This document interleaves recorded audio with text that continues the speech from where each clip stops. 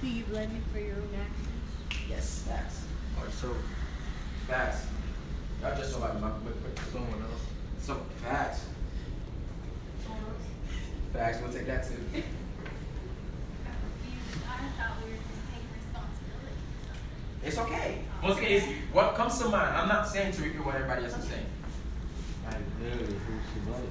Like trying to figure out who's to blame. Literally. Literally. Also, Facts. I just think of that like conversation between God, Satan, and Adam and Eve, where like the blame passing down until it gets to the devil. That's where we're going today, actually. So, to talk about the topic today, one thing we wanted to do is we talk about who's to blame from the perspective of biblically and everything. But today I wanted to highlight a lot of times we are so quick and so easy to point fingers at someone else. But when was the last time something went in our lives and we look at the man in the mirror and say, I'm responsible? So, right now, right now. So when was the last time something went wrong in your life, you look at the man in the mirror and say, I'm responsible for this one. I should take account to it. No, it's a rhetorical question. Don't. So a lot of times, I should have said that. So a lot of times when I speak, I like to point things out, but it's not so much I want you to think of answer. It's just let it marinate real quick. When was the last time you did that? So our topic for today is put the blame on you. Alright, so what is our topic for today? Put the blame on you. I can't hear it. Who's the topic for today? put the blame on you. Amen. So if you are, yes sir. So you're holding all of our blames? No. Put the blame on you, talking to yourself. Oh, okay. Yeah. Putting the blame on yourself. Is that from a song? Put the blame on the name, but then you change the name to you. No. Okay. It's funny, when I put on YouTube, Akon song came out. You could put the blame on me. You could put the blame on me. That's one. Not to go off the gospel. So real quick, we're gonna go ahead and read Romans 5, verse 3 and 4. So si jen pou jodi a se, l'ange lui a tout sur ça c'est eux même qui fort. Second monde qui pour blâmer c'est eux même. So verset number jodi a c'est Romains 5 verset 3 et 4. So Romans 5 verse 3 and 4. Do you all have a Bible? No. Shout out to you.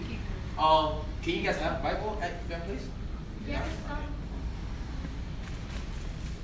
You have an iPhone? No. You have a phone? Lordy. We do, but we can't have them. Alright. So I have the scripture already. So what I'll do is I'll ask for everybody to please rise for the scripture of the Lord. Now tout le monde capable pour l'universel. Romans 5 verse 3 and 4. So keep in mind, the topic for today is put the blame on you. Like I said earlier, a lot of times we tend to point fingers at other people. And the first part of the message is going to be more so like, let's dissect this together. Let's talk about this together. And the next part of it will be more so, okay, let me go ahead and give you guys some pointers. Let me give you some excuses that we make up. Alright? The verse simply says, Romans 5 verse 3 and 4 says, we can rejoice too when we run into problems and trials, for we know that they are good for us. They help. I'm so sorry. We can rejoice too. We run into problems and trials, for we know that they are good for us. They help us learn to be patient. And patience develops strength and characters in us and help us trust God more each time. We use it until we finally, characters in ourselves. I'm so sorry. Trust God each time we use it. Okay, verse 4. And patience develops strength and characters in us and help us trust God more each time we use it until finally our hope and faith are strong enough and steady. Thank you very much. You all may be seated. So the three subjects that we're going to discuss today is, the topic for today is what again, please? Put the blame on you. So if you're going to put the blame on you, is first thing is you got to control your mindset. In order to stop blaming yourself, control your mindset. Second aspect of the day we're going to discuss is taking ownership. And the last aspect is there is beauty in your mess. Alright? So the first thing we're going to talk about is control your mindset. What does that mean to control your mindset? Yes, sir. To control what your mind's thinking. Control what your mind thinking. Anybody else? What does it mean to control your mindset? Can't hear you. keep it under control. Keeping yourself under control. Facts. Change the way you think. Facts. Big facts. So what? I didn't hear you. Oh, okay. Anybody? Huh? Okay.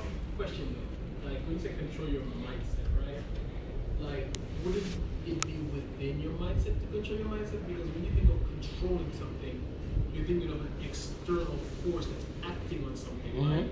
So like, let's just say this is your mindset, or this is your mindset, right?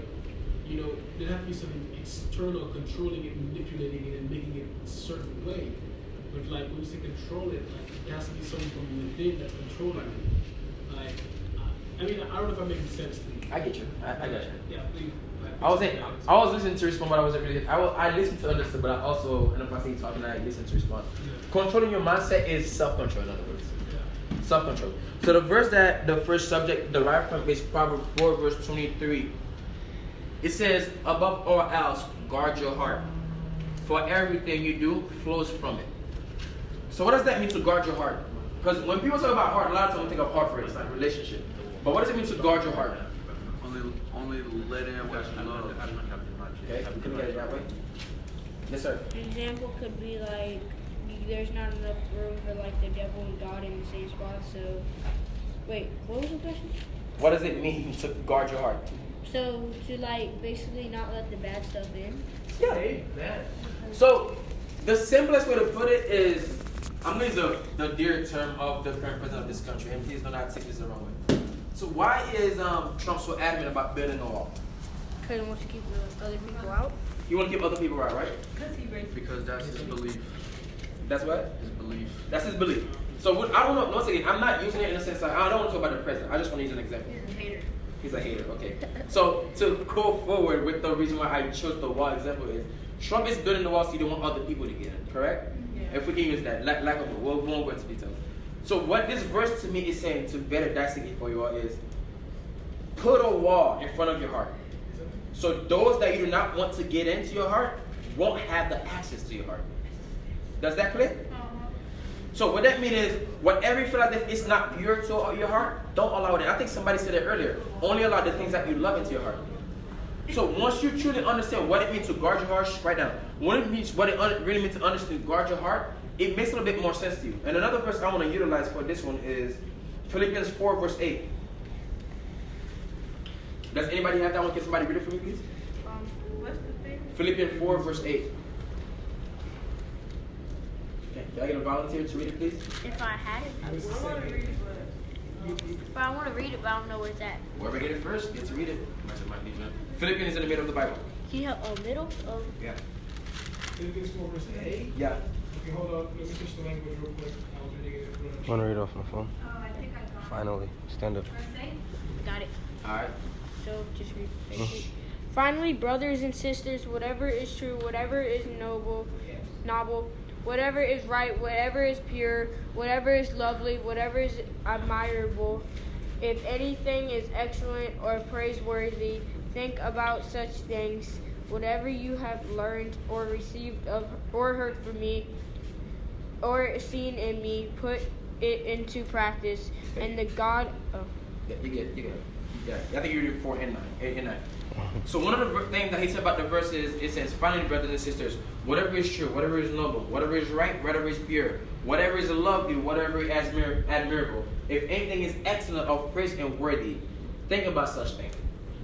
Now remember I said earlier, guard your heart, right? So one of the ways of guarding your heart is what you allow into your mind mentally. So can we all agree that certain music can affect your heart? Amen. Yeah? Okay. Can we agree that certain movies can affect your heart? Amen. Can we agree certain friends can affect your heart? Amen. Can we agree certain things that we do on a daily basis can affect your heart? Amen. Right? So if we know those things are affecting our heart, how are we guarding our heart? Aha. See, I knew I was going to get you on that streak of amen. I knew that was going to happen. All right, once I'm like, oh, they say amen. Let's keep that going. But what? Yes, sir. It's convenient. So what I'm saying is, we have to learn to understand certain things that we do on a daily basis, it is our fault. So controlling your mind starts with controlling your heart. So regardless of what you're going through, regardless of what's happening in your life, you have control over it. You allow those things to happen, but it's once again, it's up to you. So one of the reasons why as Christians we do not fall away from making excuses is, so we're going to take two different perspectives of controlling your mindset and what is to blame ourselves. We're going to talk about spiritual a little bit. So do we know who was the first person who made an excuse? Adam and Eve. Adam. He said first, but it's not Adam's Eve. Yeah, Eve. Yeah. That's what I meant to say. What you wanna call? So the first blame was, no, actually no, you're right, Adam was. I'm so sorry. I meant to say Adam. You need to know your Bible. Stop doubting You're yourself. confusing me. Learn your Bible. Adam was the first person because what happened in the garden of Adam and Eve? They ate the apple. He ate the apple. Yeah, let's say fruit for lack of fruit. They ate the fruit, right? But what was God's commandment to Adam and Eve on the garden? Don't eat the fruit. Right? Can we have people on this side slower, please? I have to keep looking this way, and it's kind of like, it's throwing me off. Can y'all come on this side, please? Just don't look this way. Yeah. Keep corn, right? Is it? Correct? I'm sorry. Yeah. So, once again, the first part is talkative. Like, I need y'all to interact with me, alright? So, when God, what was the instruction that God gave Adam and Eve? Not to eat the fruit. Don't eat the fruit, right? And what happened? They ate it, right? Trick them into eating. Exactly. Oh, you're going too far from me. Relax. Take one step at a time. Alright? But when God asked Adam, what did Adam say? That It's you the did woman. Eve made him do it, right? Yeah. So that was the first excuse that was recorded in the Bible. Right? When God went to ask Eve, what did Eve say now? Adam First did leg. The serpent made him do it. So they didn't take responsibility. They So did. this is where you get where you're saying, who's to blame? I get you. Okay. You here with me. So that's why we say who's to blame, but sometimes we have to take a look back at ourselves and say, I'm going to be blamed. So the first blame, once again, let's go back into it, was Adam. God asked Adam who ate the fruit. He said, we did, but women told me to do it. God went to ask the women. Women said, oh, the serpent told me to do it. So the problem now it became a trigger thing. Now it triggers down to generation. That's why us as young people or as Christians or as we may consider yourself, we make excuses. Because it goes back to our very first ancestors. So if Adam and Eve made mistakes, what do you think we're going to do? Make mistakes. And what are we going to do? Blame someone else. What are some reasons why we blame other people for mistakes that we made? Because you don't want to own up. You don't want to own up to it? Because sometimes you might not want to get in trouble. Might not want to get in trouble. We don't want to see the disappointment in the others. Absolutely. Amen. They don't want to be ashamed. Shame? They don't want people to think different of them. Yeah. Don't want people to think bad of you. Absolutely. Pure pride. Right. Absolutely. That's a big one too. So some of the things that I have in here is which everything y'all said is just correct. But one of the main reasons why people make excuses is we allow flesh to control us. Do you guys know what they mean, flesh? Yes? No? Maybe? Or outer So body. your flesh is your, what's a better word? Somebody help me. Your flesh, the way I would put it is, it's like your inner you Your soul. that desire pleasure or desire certain things and make you do certain things that you know you're not supposed to do. Does that make sense? Your conscience. Not your conscience, but it's kind of like, it's like an inner you. It's like a little, you know how you got the devil shoulder and an angel shoulder on your shoulder? I mean, the devil and the angel on your shoulder? It's like a little devil side of you. That's the easiest way to put it. Temptation. There you go. That's a better word. But what I'm saying is it's like an inner you. Because the flesh would lead into temptation, if that makes sense. So we allow our flesh to control us. Some of the things that we say is, I was in the mood.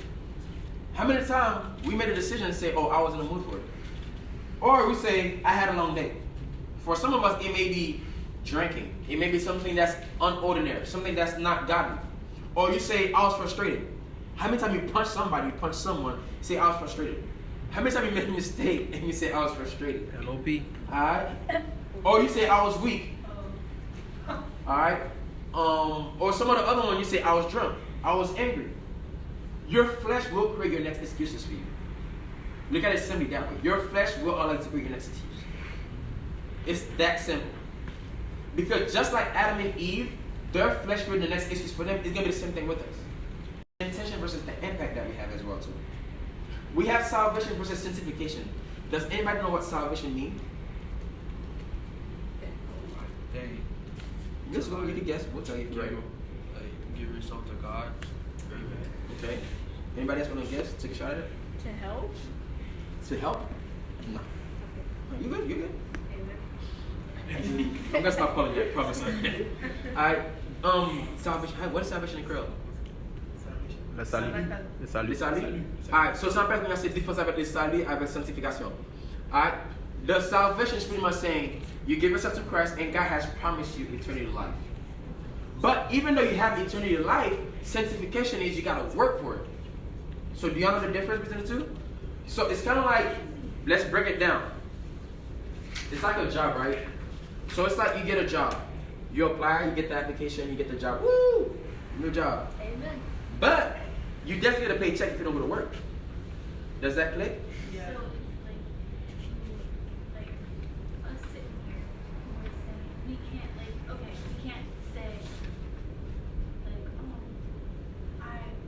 like, you give yourself to God and go out and do all this horrible things. Facts. That's pretty much what it comes down to. You have to give to get. With salvation and sanctification?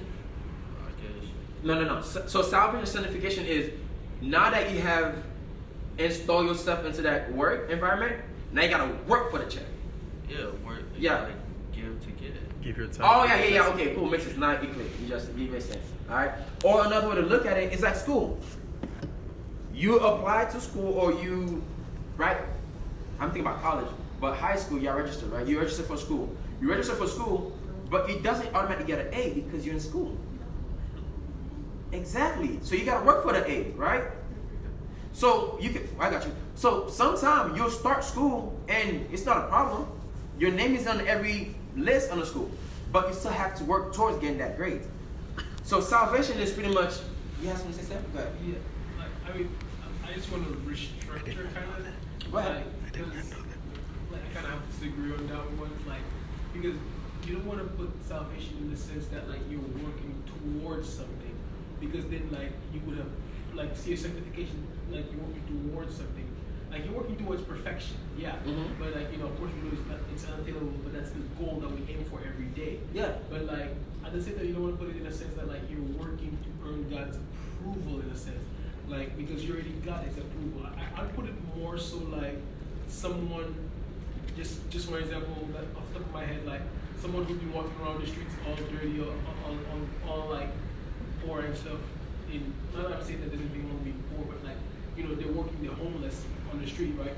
And then one day they find out that they're the child, or the great grandchild of a multi-billionaire, right? Mm-hmm. And now that they know that they're that child of that multi-billionaire, and so they can walk different, they can be different, they can live a different lifestyle because they know that they're the child of that billionaire. So sanctification, the way I see it, is since I know that I'm a child of God, I'm living out that child of God life. Mm-hmm. If that makes sense. That's another aspect of the point. My word was just so much to say you have to work towards salvation, because that God down on the cross, He has promised us that His grace will forever last. So not to go off the message, grace is pretty much saying God died on the cross, and Jesus says Jesus died on the cross, and God saying nothing y'all can do will ever amount or will ever repay me back for my son dying, so I will give this y'all for free. So don't take it the wrong way. No matter how much we sin, every morning we wake up, God's love doesn't go anywhere for us. So no matter what you've done, don't ever let anybody tell you God hate you. That's the one word God did not utilize, the word hate. It's like a mother and a father. Some mothers and fathers may show you some sort of dislike or like, but agape love is what God feels for us. We don't know what that feels like. No matter how much we have done wrong to Him, no matter how much we have stepped out of line, or we stepped out of boundaries, God still loves us. Because He has died right on the cross for us and saying, I promise you this everlasting life. So that's where salvation comes in. So my mindset with sanctification is, just like she mentioned, you say give your life to Christ, but you can't go back into the world and live a certain lifestyle. So that's the route I was going with it. So it's not saying y'all have to work towards certain things. It's given to you already. You have to work towards perfection, which is maintaining that lifestyle. So as a Christian, it's not going to be easy. As a Christian, life is not going to be easy cake. As a Christian, you're going to have obstacles.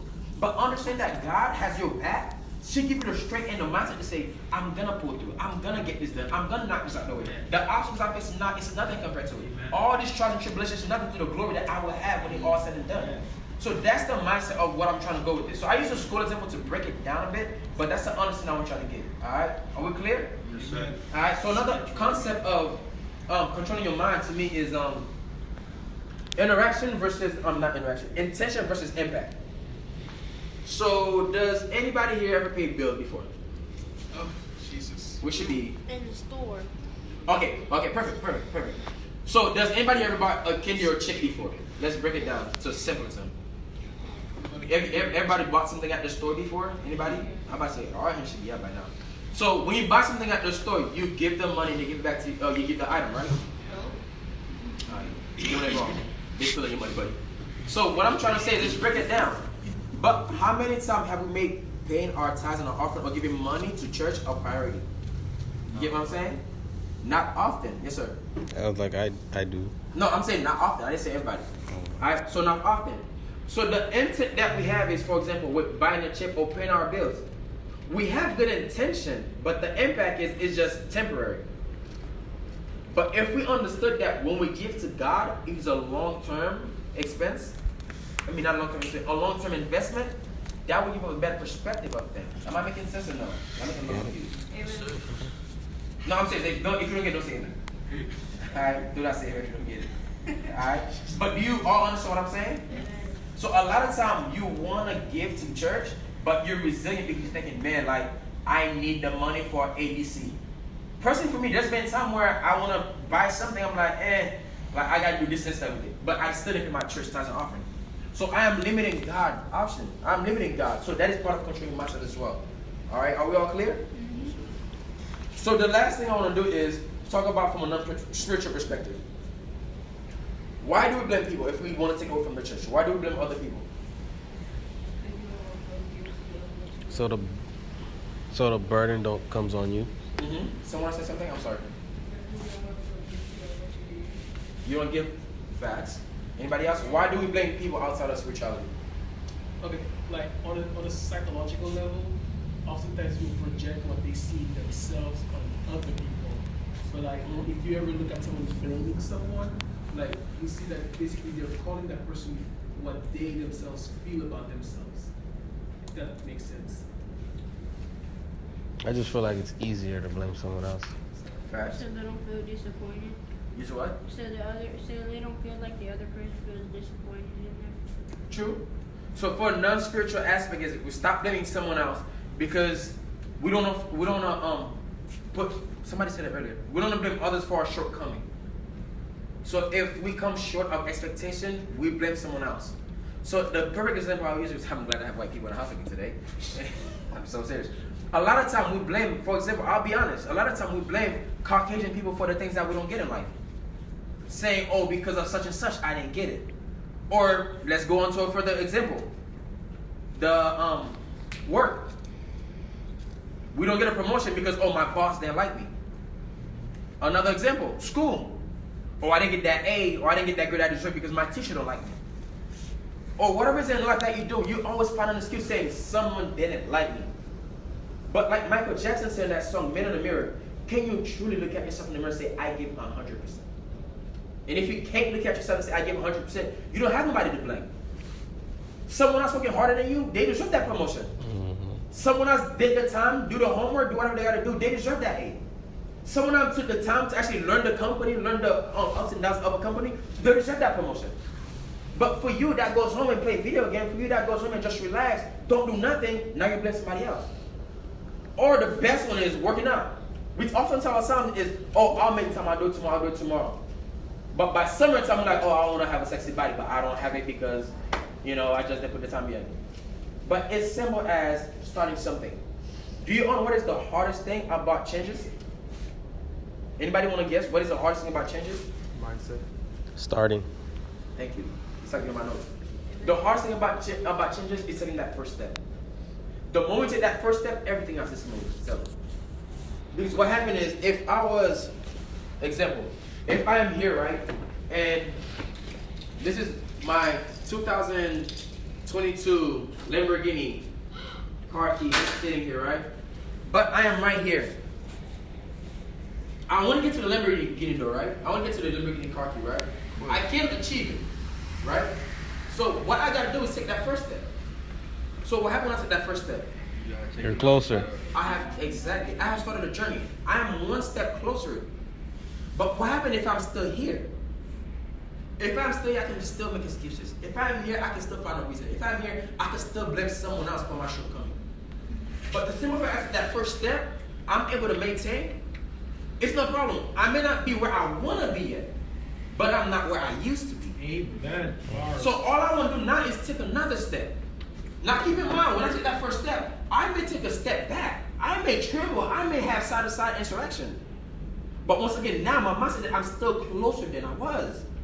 So even if I was to take a step back, but I knew how to take that step forward last time. Amen. So all I have to do is now find the strength and find the courage, take that same step back forward again. Amen. So when I take that step forward, I'm still closer to the key. So to relate it back to your regular life is some of your success. So some of you all may make excuses and say, oh, my roommate, my friend, whoever it is, got it better than I do. But you have the exact same thing in you. The simplest thing I always tell people is simply ask yourself, what did God put in that person that he didn't put in you?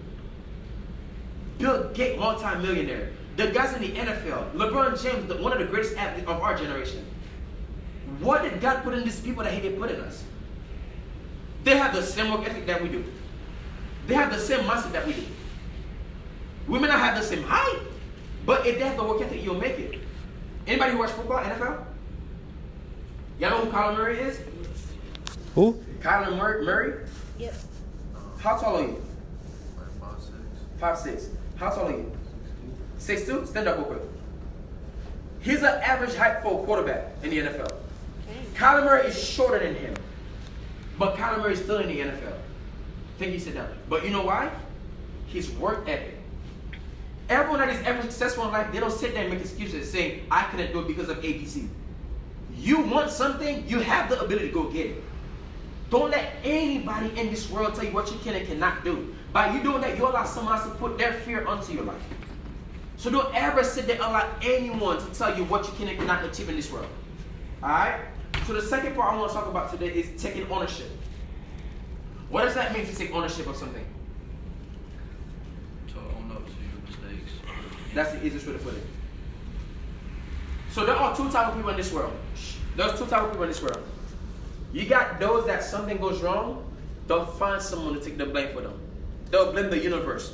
Oh, life just didn't line up with me. Oh, I just woke up on the wrong side of the pillow this morning. But you also have those people, no matter what happened in their life, they'll take it and make something out of it. No, you're going to have obstacles in life. I'm guaranteed that right now. You're going to have obstacles in your life. But what happens is not how you view the obstacle. It's what you take the obstacle and make out of it. Whatever experience you're dealing with now, I guarantee you, God will use that exact example to deliver somebody else in their life. Amen. But as long as you are looking at it as a mistake, you will never see the good in it. Which is going to lead us to the last point, which is there's beauty in your mess. So a lot of time is, so the verse that we use in 41 is Philippians 3, verse 13 and 14. Somebody please look that up for me, please. So taking ownership. The cool thing about taking ownership, which is the hardest thing.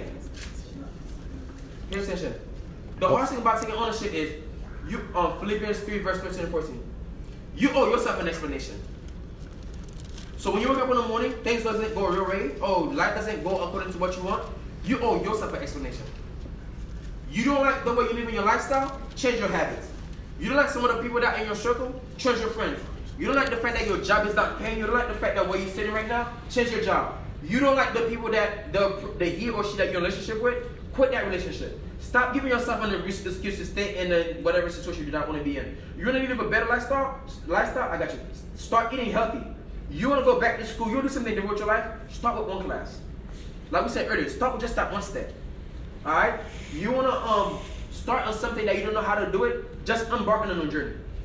Whatever you choose to do will only affect you in your future. No matter how you look at life, whatever decision you make today will only affect you in your future. So can I ask, Seb, did you have your hand up? Yeah, I had a question. Yes, sir. You just made a point, it's a powerful point. Like you said, if you don't like something in your life, you change your surroundings, change your friends, right? Yeah. Like, I mean, one thing that I've found, and like it's something that I kind of struggle with, is like when I see that God is taking me to different places in my life. Not that, like nothing crazy, outrageous yet, but like God is taking me to different places, and like there are certain people, like they're not set for that certain level or for that certain dimension that God is taking me to. Turn it. So like, I mean, they're not ready for that level. Like, they're not comfortable with that level, and so like they lash out and stuff. And like, I just want to know, like, how do you deal with that? Because I'm pretty sure that God has taken you up a level, and certain people take that level. Like use an illustration of like an airplane or like when there were like snakes on the airplane, and like all the pilot did was like he went up a little higher, and the snakes like basically fainted because they couldn't find the oxygen to breathe. So like there's certain people in my life, what I'm finding is that the higher that God takes me, the harder it is for them to stay within my life, and then like call me like they think I'm switching up on them, or I'm being fake, or I'm being different. Like how do you deal with that person? So, whatever you choose to do in this world will only affect you long term, and everything that happens to you can be used for God to produce something good. So the analogy that I want to use real quick is, it may correct, but it may not correct, but I'll run it back if it doesn't. It's like an iPhone, right? Anybody have an iPhone? Amen. What iPhone do you have? 7 Plus. 7 Plus. What iPhone do you have, sir? 8. What I don't know iPhone? which one this is. 8? I don't know which one this is. That's an iPhone, turn it around? 8. Alright? The features on your iPhone 7 does not match the features on the iPhone 10. So when they were creating the iPhone 7, it was one thing. But now they mastered the iPhone 7, they had to master something else. 8, 9, and now 10. So what we have to understand is, just like the features of iPhone 10 doesn't match the iPhone 7 because it's much better than it, it's the same thing. Some of the friends that we have to learn to understand, our mindset is not going to be like that. I'm not saying to drop your friends. Never. That would never be my advice. But you have to learn to separate yourself. Certain settings, certain settings you're going to be in, they're not going to be there with you. Personal example, my brother and I, we're on 2 different spiritual journeys. We live in the same house. Twins. It doesn't get any better than this. But I had to learn to understand where I'm going with Christ. He's not coming with me in certain places. Where you're going to go with Christ, some people in your life is not going to come with you. People who say you switch out. The best word I love about Jay-Z is I didn't work this hard in life to be just as basic as I was. So Jay-Z pretty much says, I didn't work this hard in life for me to be in the same circle of people that I was in. Wasn't he like the first black millionaire, the first artist millionaire, whatever it was, billionaire, whatever it became? But if he had the mindset that I had to stay within those people, what would have happened? Probably would never achieve that. Was it baby? So what I'm saying is, while you have those friends, you have to learn to understand. Long term, if God has a better project for your life, if God has a better success for your life, if those friends don't understand, simply remove yourself from them. So, and to go to you all, it doesn't have to be just spiritual life. If you are part of a certain circle of people that's doing different things with their lives and you do not want to partake in it, simply dismiss yourself from them. It's okay to lose friends. I'm not saying to lose your friend. Once again, I'm not saying to lose your friend, but I'm saying it's okay to lose friends. Do some of y'all remember some of y'all friends from first grade? No. Yes. Yes. But some of y'all don't remember, right? Do you remember all the kids that was in your class in the first grade? Yeah. I mean, I have a picture of them. Of course. So you have memories, but you do not know those people anymore. As life goes on, some people will not be in your circle. Some people will not be in part of your life. Personal example, some of my closest friends have never stepped foot in this room. But that's something I'm passionate about. So for me, I had to understand. Some places they're going to be and I will not be there as well. But it's an understanding because I know where I'm going with God. I know what God is taking me through. And I understand what pattern that I have personally chosen. So I have owned up to it. So whatever pattern you all are doing with your personal lives and your friend doesn't approve, doesn't like, doesn't agree with, it's fine. Like, to me personally, like, I lose friends all the time. It's fine. Like, I'm okay. I'll listen to another day. But once again, understand what I'm saying is I'm not saying to drop your friend. I'm not saying walk away from your friends. What I'm saying is to separate yourself from them. Understand that that's where they are and this is where you are. Does that make sense? All right, cool. Can I get somebody for me, please? Philippians 3, verse 13 and 14. Yes, sir. Brothers and sisters, I do not consider myself yet to have taken hold of it. But one thing I do, forgetting that what is behind and straining toward what is ahead. I press on toward the goal to win the prize for which God has called me heavenward in Christ Jesus. Thank you, sir. So what I want to highlight in that verse is, I started, my beard been getting annoying. Oh, I'll tell you a funny story. So what I've been doing lately is when I'm reading a Bible verse, I try dissecting so I can pick up on the literal things. So I know somebody said earlier to read the Bible. So get in the habit of dissecting the simplest thing in the Bible so you can truly understand it.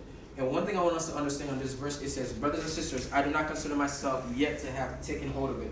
But one thing I do, forgetting what is behind me. Once again, think about it. We're talking about taking ownership, all right? So one thing is forgetting what is behind me and strain towards what is ahead. I press towards the goal with the prize for which God has called me, heavenly word and on Christ's word.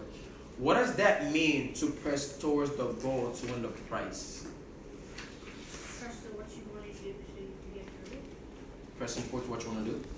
Anybody else want to take a shot at it? There's no right or wrong answer, everybody.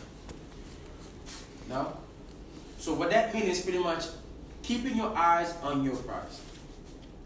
I saw a picture the other day. It's on my phone. I don't have it. Send it to your Instagram. So I saw a picture the other day. So last week, I was my sister came home for school. I went to Tallahassee to grab her from my mom. And while I was at school, her school, I saw this one guy. So let me see. Let me pull this up real quick for you. So you ever seen this picture before? Yeah, I've seen that. You seen it? Your leg, keep your eyes On the prize. your face. Oh, I think I see. You ever seen that picture before? No.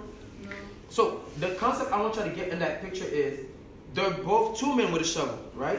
Oh yeah, screenshot that. Yeah, two men with a shovel, right? One of them got his diamond. The other one lost track of what he was doing. Exactly. Lost track of what he was doing and started digging in that other person's hole now. He dig so deep that he surpassed his diamond, where his diamond was. Y'all can see it, right? Mm-hmm. He surpassed where his diamond was. So what I'm trying to get you to understand is a lot of time we are in our own lane. We pay so much attention to other people and what they're doing with their lives that we lose track of what we was doing. We lose track of what we had going on. Show it to that real quick. We lose track of what we were doing. So last week, while I was at the school with my sister, and I looked at a guy. I mean, Jesus Christ, the guy's beard was gorgeous. I mean, I'm not even gonna lie to y'all. There's no other way to put it. He had long beard down to his chest, and he had a crisp edge. Like I looked at him in amazed. Like you ever seen a girl blushing looking at a guy? I was blushing over it. I'm not gonna lie. I was like, oh my God, look at this guy's beard. That's how I looked at it, right? But in the midst of that moment, I simply looked at my beard like, oh, he made my beard look like a joke. But I took a step back, right? I took a step like, whoa. Take a step back. Relax. Alright? I've gotten so much compliment over my beard. People say it looks amazing, it looks great, it looks nice. Thank you. It really does. And sorry, Nick, I'm about to use Nick. People like Nick that's trying to grow a beard can't even grow one. Amen. People like Sam back there that grow a beard can't even grow. Hey, good job. But what I'm saying is, I got distracted for that quick minute and thought something as I saw with someone else was better than what I have. So what that verse is saying is press on towards the goal. So whatever it is that you have set, whatever mindset that you have, press towards your own personal goal. Don't look at other people. Whatever they have going on is there. The mindset with this one is you versus you. You wake up every morning, you want to be successful, you be successful. You wake up in the morning, you want to achieve something, you can do it. But as long as you're allowing yourself to create the excuse of saying, I don't know who to blame, you'll always find an excuse. You always find somebody else to blame.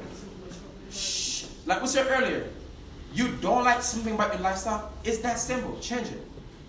So if we go back into the verse, let me simply ask some of you guys in here. When was the last time something happened you took ownership to it? When I cut my finger, How did you take ownership to it? I put a band-aid on it. Huh? I put a band-aid on it. That's good. I'm glad you did that. Anybody else? Well, when was an example of when you took ownership of something that you did wrong? Yes, sir. I mentioned this. I mentioned it. One of our youth here. They had a situation that happened. Other kids got in trouble for it, but he stood up like the youth stood up like, "Hey, that was my fault," and everybody else doesn't get the blame for splitting on me. So that was good ownership and good accountability. Good. So the main thing I want to try to learn with that is stop feeling sorry for yourself. You're gonna start doing something. Start working on yourself. Stop giving sorry excuses. Start making better efforts. Stop being angry and hurt at those that hurt you in the past. Start seeking healing. Stop letting the job, the relationship, the friendship that you have cripple you. Start walking away. The hardest thing about, once again, changes requires the first step. You are at your best when you're authentic to yourself. Do you know what that means? Somebody say, what does that mean? What does that mean? When you are honest with yourself, you are at your best. Simply because you make no room for excuses, you don't allow anything or anyone to come in between you and your mindset. Something went wrong, I can simply say I'm right back up again. So to use that kid example once again, I took a step forward. I took another step forward. I took a step back. I didn't even say it's my brother's fault. But that's making an excuse. If I simply say, you know what, it is my fault. I know what I gotta do. I just gotta take another step forward. I am at my best. Because when you start making excuses, you stop. Anybody ever create a lie before? You gotta create another lie to give it a lie, then you gotta create another lie, another lie to give it. Exactly. You start creating more and more lies. That's all that does. And it's the same with excuses. You start creating more and more excuses. It's same with ownership. You start blaming people. You start blaming more and more people. So simply start with yourself. Say, you know what? I am the problem. I am the issue. But once again, the main thing I want you all to get out of this is, you know what, God? I need help. So earlier when we were praying, one thing I simply ask you all to do is thank God. Oftentimes when we pray, we ask God for things. Just thank God sometimes. And the last thing we'll cover to wrap it up is there's beauty in your mess. What does that mean to somebody here? There's beauty in your mess. I just feel like that's just a testimony. Facts. Is it like another man's trash is another man's treasure? One man's treasure. True. I guess. I agree. I'm gonna elaborate on that because, for example, to someone right now, right, like I said with my surgery, I had knee surgery. To me, that was trash, but that's somebody else who got their arm amputated. They wish they had a torn ACL because they would have to deal with a torn. They wouldn't have to deal with an amputated arm. So one man's trash can be another man's treasure. Okay, got you, buddy. No problem. Hey, no problem. Gotcha. I got it. Okay. Only Jesus can turn your a mess to a message, a test to a testimony, a trial into a triumph, Yeah. a victim into a victory. Where you got that from? What verse? Google. Supposed to come up with it yourself. So the verse I want to use is Exodus 15 verse 12. Not really exalt Ken that said this. Exodus 14 verse 2 says, "The Lord is my strength and my song." In other words, my strength and my defense. He has given me the victory. What has Jesus given you? Okay, that was kind of weak. I need you to pay attention. What has God given you? Victory. What has God given you? Victory. Perfect. He is my God, and I will praise Him. My Father, my God, and I will exalt Him. Like Sam just mentioned, a lot of times when you start focusing on being a victim and being a victor. Y'all know what that means, a victor? Exactly. Start walking with your head held high. Start walking with saying, I have this. Start saying, it's not a problem. Yes, somebody did something wrong to you, but it's okay. I'm going to turn this situation into something positive. Yes, I didn't get that job, but it's okay. I'm going to find another job. Yes, I didn't get to this school right here. I'm going to find something else. Yes, I didn't get an A in that class. I'm going to seek another A in another class. Amen. But as long as you're sitting here feeling sorry for yourself, boo-hooing in your little corner, finding excuses to why you can't make it in life, that's all you will ever be, the victim. Start changing your mindset. Say, I am the victor. I'm gonna win this. I may not see how this is gonna happen, but I am gonna overcome this obstacle. God can use your mess to create a miracle. God can use your brokenness to create a masterpiece. God can use your test and create a testimony. God can use your addiction and create a deliverance mechanism. God can use your current chapter to write a whole story. God can use your lifestyle to deliver others. Hold on. Could you do that one more time for Snapchat? 1 second. I'm not. One second. Okay. One more time. Let's go. I say stop focusing on being the victim and start working towards being the victor. God can use your mess to create a miracle. God can use your brokenness to create a masterpiece.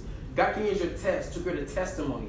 God can use your addiction as a deliverance mechanism. God can use your current chapter to write a whole story. God can use your lifestyle to deliver others. However you choose to look at your current life, that's what it will be. You can look at your life as the worst movie in the world. Or you just look at your life and say, this is the happiest movie. This is a High School Musical. I'm going to live this life out. As long as you create the mindset of, I'm going to blame others for what's going on in my life, that's all you will ever do. It will become a pattern. You'll start blaming people for the things that's going on in your life. Guess what your kids are going to do?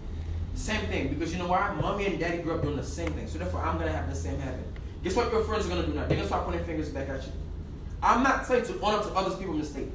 But what I'm saying is, if you've done something wrong in your life and you notice it was wrong, just simply own up to it. And if put something like that you feel as if it's not you, whatever it is that you do in life you feel like it's not you, just own up to it. Just simply say, you know what, it was my fault. Like Sam said earlier, that one kid that just realized there's others that's going to pay for the consequences of your mistake, just simply say it was my fault. And by you doing that, you have allowed yourself to create the mindset of, I am a winner. I can do this. So the first point to close out. As long as you're focusing on being the victim, you will never see God's plan for your life. That's the first closing point. Can you say that again? As long as you are focused on being the victim, you will never see God's plan for your life. Okay. Biblical example is Job in the Bible. He lost everything he had, but he did not focus on being a victim. He said, you know what, God, I'm going to allow you to use me to the full, because I know I'm going to come out of this. Alright? So the first thing we talked about was controlling your mindset. I saw a quote that I want to share with you all. It simply says, watch your thoughts, they become your words. Watch your words, they become your action. Watch your action, they become your habits. Watch your habits, they become your characters. Watch your characters, they become your destiny.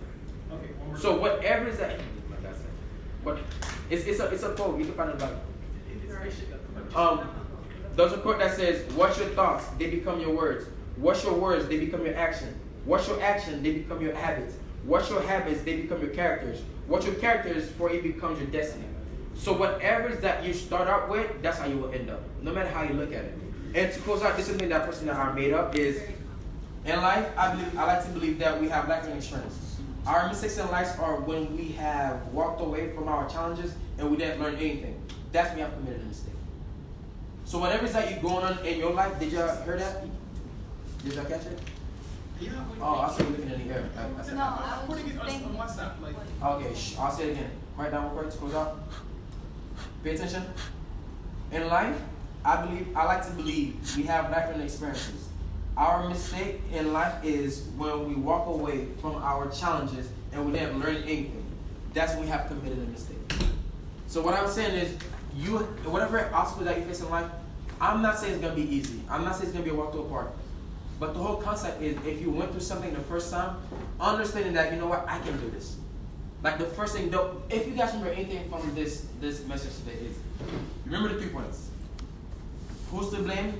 Put the blame on you. If it was up to you, take accountability for it. But most importantly, control your mindset. If you can't control your mindset, that last quote that I said will allow you to control your destiny. Take ownership. Whatever is that you went wrong, whatever you did wrong, just own up to it. It's fine. Whatever is that, you'll fix it. You'll be fine. You'll make it out alive. And the last thing is, there's beauty in your mess. Whatever that went wrong in your life, God will use that to create a beautiful story. What that means is God will allow you to be someone that can testify to others. So just to close out, can you imagine be with me for like next 30 seconds. On the search note, everybody focus. For the next 30 seconds. Just think of the worst time of your life right now. You ain't gotta speak it out loud. Just think of the worst time in your life. Whatever it is that you're going through. Whatever you went through. Think of the worst time in your life.